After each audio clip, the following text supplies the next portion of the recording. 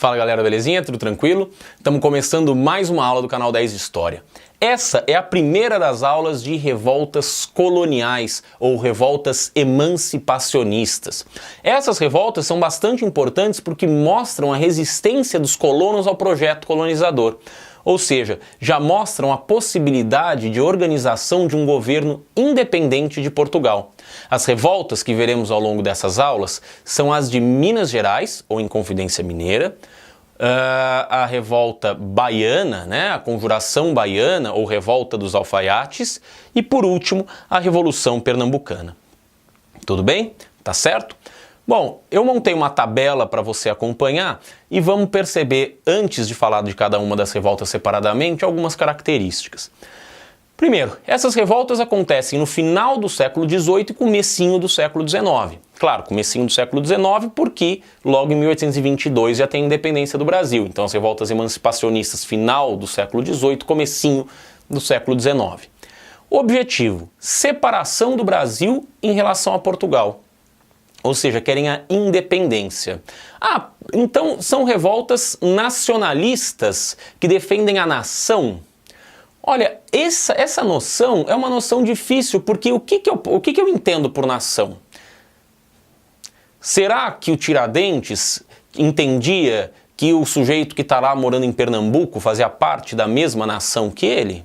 Será que o Tiradentes entendia que o sujeito que mora lá no Rio Grande do Sul faz parte da mesma nação? Então a gente costuma evitar usar a expressão nacionalista, né? Elas são separatistas e tal, até porque eu não sei se a independência de Minas Gerais significaria a independência de todo o Brasil, significaria a adesão, né, das demais províncias. Então a gente precisa pensar com muita atenção essa noção. Tudo bem? Bom, outra característica, elas são influenciadas pelo Iluminismo, pela independência dos Estados Unidos e pela Revolução Francesa. São alguns eventos que influenciam bastante significativamente cada uma dessas revoltas. Posso acrescentar ainda a revolta de escravos no Haiti, né, a independência do Haiti como um elemento influenciador, determinante e significativo para essas revoltas, tá?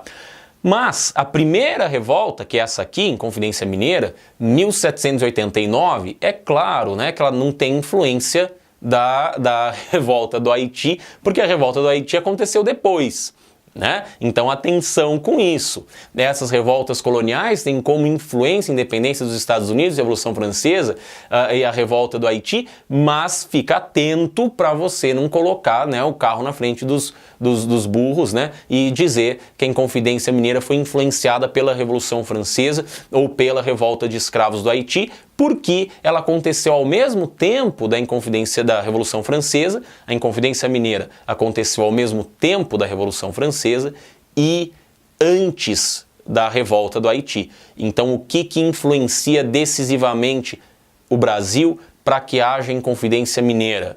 Diretamente a gente pode relacionar a independência dos Estados Unidos e o Iluminismo. Tudo bem? Então vamos falar de Inconfidência Mineira. Causas: esgotamento do ouro, crise econômica, exploração abusiva de Portugal.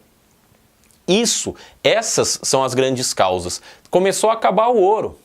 Nós descobrimos o ouro 100 anos atrás, 1690 e qualquer coisa, né? E agora, 100 anos depois, né, depois de 100 anos tirando o ouro não é um metal, uma riqueza renovável, então o ouro começou a se esgotar. E os impostos aumentando.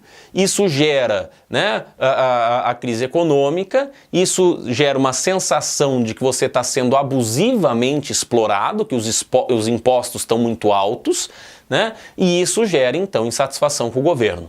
Tá? Para além disso, Minas Gerais até pensou em começar a investir em fábrica, em manufatura, diversificar a economia, era uma economia urbana. Mas o alvará da Dona Maria I, que depois a gente vai chamar de Dona Maria I a Louca, mãe de Dom João VI, a Dona Maria I proibiu a produção de manufatura na colônia. Então você está lá morando em um monte em cidades na região mineradora, né? Só que essas cidades não têm mais o ouro e não podem produzir outra coisa. Então fica uma região muito pobre, fica difícil a vida aí, né? Se você for mineiro, me conta aí se tem alguma memória, o que se fala na cidade que você mora desse período de esgotamento do ouro, desse comecinho do século XIX, final do século XVIII, começo do século XIX. Como é que fica essa ideia aí? Então, diante desse esgotamento do ouro, da crise econômica, dos impostos, da falta de alternativa econômica, eu tenho a entrada de ideias iluministas, né? Do pensamento iluminista, de liberdade de comércio, de um governo legitimado pela população, né? Todos aqueles ideais iluministas, tem uma aula aqui no canal que discute só isso, né? Então todos os ideais iluministas entram aqui no Brasil e os caras começam a falar, bicho, é isso que a gente precisa. Quem são esses caras? São membros da elite, que sabiam ler e que tinham ido à Europa muitas vezes estudar. E lá eles tinham contato com as ideias iluministas. Então homens como Cláudio Manuel da Costa, Tomás Antônio Gonzaga, Alvarenga Peixoto, né? São pessoas que são padres, advogados, latifundiários, né? Mineradores, são pessoas de uma elite econômica e de uma elite intelectual. O único cara que está de fora disso é o alferes, né? Um policial, o Joaquim José da Silva Xavier, que a gente chama de Tiradentes, né?